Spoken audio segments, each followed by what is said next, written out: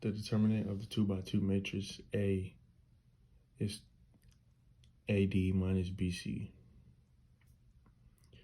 D equals A1 over A2 and B1 over B2. dx equals C1 over C2 and B1 over B2. And dy equals A1 over A2 and C1 over C2. To find the x-intercept, you plug in a 0 for the y, and to find the y-intercept, you plug in 0 for the x. The domain and range of a function is, domain is side to side, and the range is up and down. To determine the domain of a function without a graph, if there is no denominator, it's negative infinity to infinity. If there is a square root, you set it equal to 0, and it's always going to be a union. And if there's a radicand, you set it greater than or equal to 0.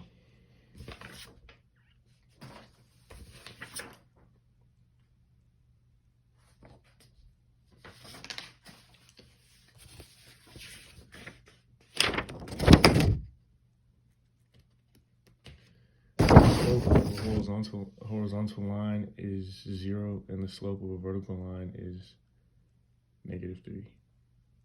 If x equals a number, then it's vertical. If y equals a number, then it's horizontal. Slope form is y2 minus y1 over x2 minus x1.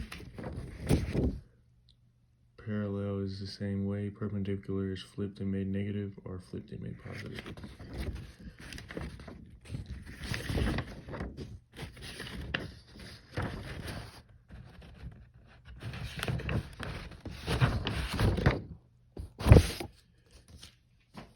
Determining the relation of y as a function to x is if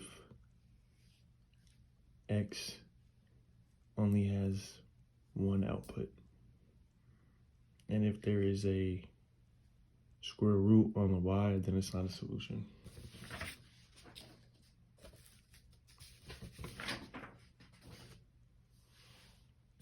It's one unique solution if it has one meeting point on a graph.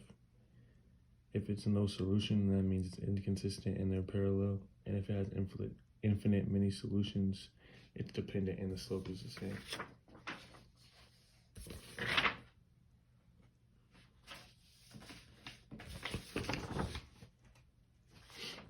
If you have x squared plus y squared minus a number in x minus a number in y, you combine the x variables and then you divide the b by 2 to get the constant, and then you combine the y variables and divide the b by 2 and square it to get the constant.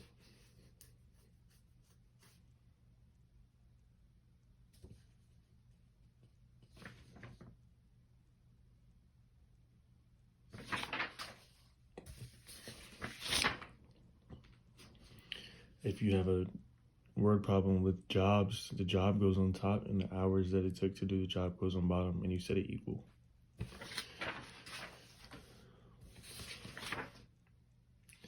If you're looking for the restricted values for an expression, you just set the denominator equal to 0.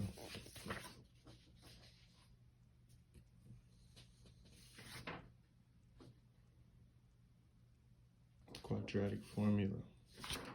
Negative or opposite b plus minus b squared minus 4ac over 2.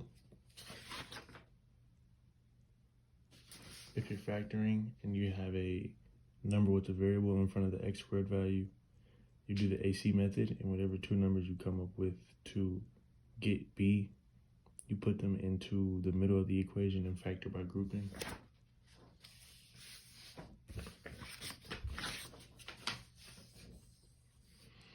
If you have a plus bi, you want to set the bottom the same as the denominator, but flip the sign so they can cancel out.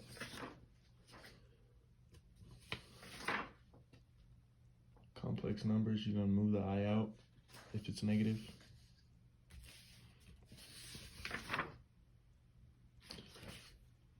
It's not a function when the input has more than one output.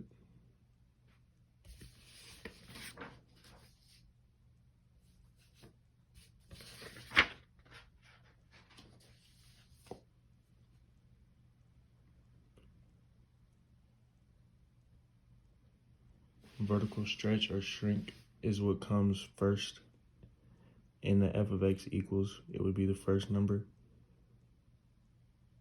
The number that's combined with the x in the middle is going to be the shift either which way. And the number that's last outside of the variable is going to be shifting it downward and upward. And the one in the middle is going to be shifting it left or right. If there's a negative sign in front of the first variable, then it's going to flip across the x-axis.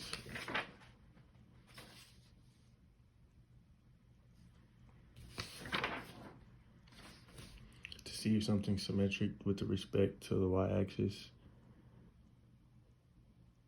you're going to plug in a negative x, and if you get the same answer, then it's symmetric with the y.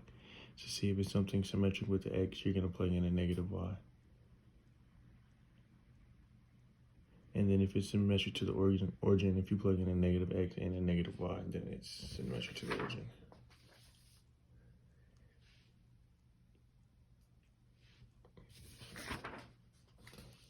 If it's f of g times x, that means g goes into x. And if it's g of f times x, that means f goes into g.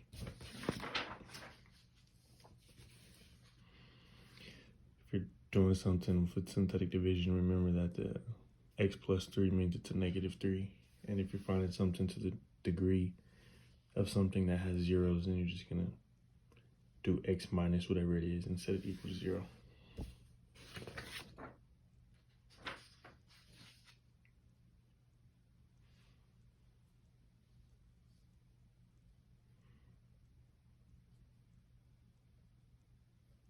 To find the rational zeros, you're going to find the factors of the constant term and the factors of the leading coefficient, and then those are the possible rationals of 0. You just have to put them over each other.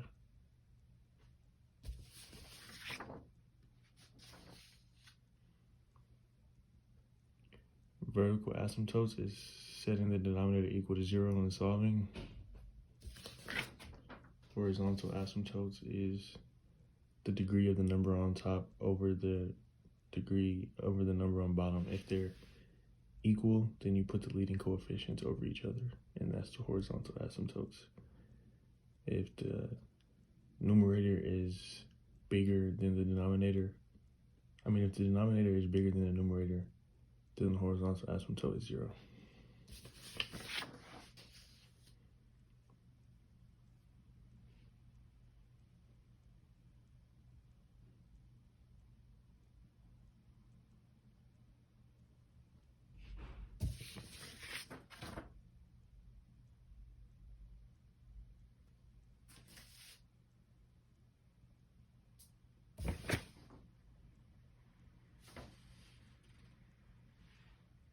A one-to-one function is if one of the y variables, if you're determining if the relation defines y as a one-to-one function, if